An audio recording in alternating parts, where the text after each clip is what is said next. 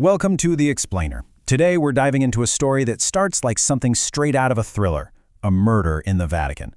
But what begins as a crime story quickly unravels into a 2,000-year-old historical puzzle. Now, before we get started, I want to show you this. It's a disclaimer right from the start of our source material, which is a novel. It promises that all the historical and scientific data presented is real. So what we're really looking at is a genuine historical investigation, just wrapped up in a murder mystery. Okay, let's follow the clues. Okay, so let's set the scene. Picture this. It's late, deep in the night, inside the ancient, sprawling halls of the Vatican Library. And here's the case file. The victim, Patricia Escalona, a respected historian. She's found right there in the Vatican Library, murdered. And the key piece of evidence? She was studying the Codex Vaticanus, one of the oldest, most complete Bibles on the planet. Next to her body, a cryptic note. And this leads to the one question that hangs over everything. What secret, hidden in those ancient pages, could possibly be worth killing for? So to even begin to understand a possible motive, the lead investigator in our source consults an expert. And this is where the first major clue, the first real bombshell of the investigation gets dropped. And here it is. No original manuscripts of the New Testament texts exist. I mean, just let that sink in for a second. Not a single original letter from Paul or gospel from an evangelist has ever been found. So you have to ask, right? If we don't have the originals, what do we have? Well, what we have is a gap, a really big one. You see, the first gospel, Mark, was probably written around 70 AD. But our earliest complete manuscript, the Codex Vaticanus, doesn't show up until around 350 AD. That's almost 300 years of silence. 3 centuries where these texts were just being copied by hand over and over and over again. So we're not even looking at the first copies. We're looking at copies of copies of copies. And you know, all that manual copying for hundreds of years by who knows how many different scribes, well, that introduces a whole new layer to this mystery. It's a problem of textual corruption. And when I say problem, I mean a big one. Get this, across the 5,000 or so Greek manuscripts of the New Testament we have today, scholars have found over 400,000 textual variations. 400,000. To put that in perspective, there are more variations, more errors, than there are words in the entire New Testament. It's kind of mind-blowing. Now, a lot of these are just simple, honest mistakes. You know, a tired scribe trying to copy a text late at night.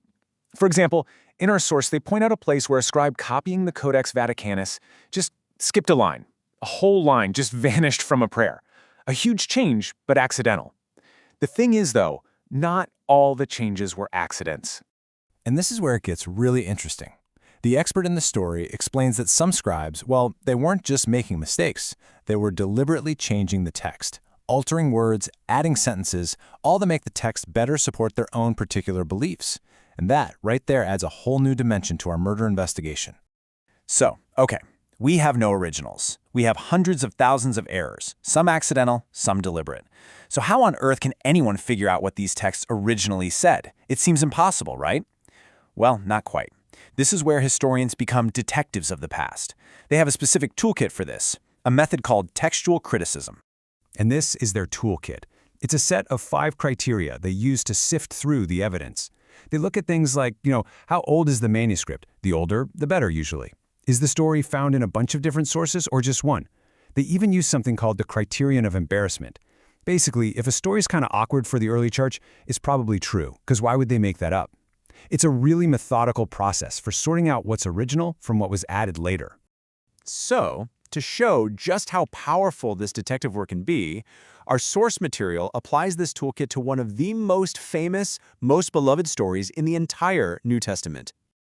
I'm sure you know this one. Let he who is without sin among you be the first to throw a stone at her.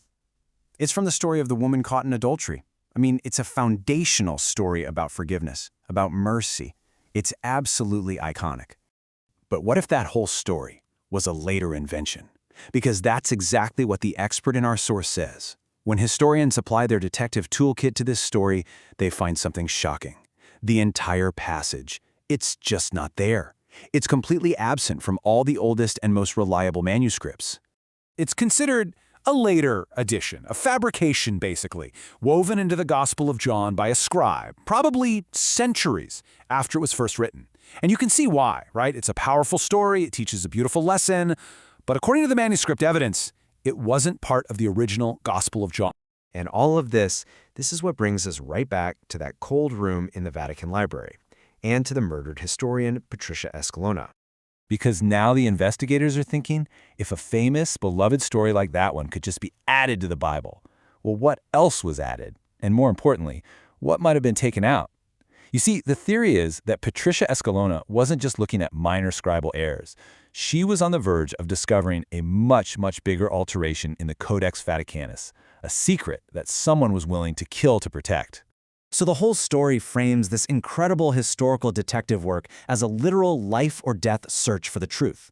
And it leaves us right at the heart of the mystery, asking that final, provocative question: what was the last secret that was worth killing for?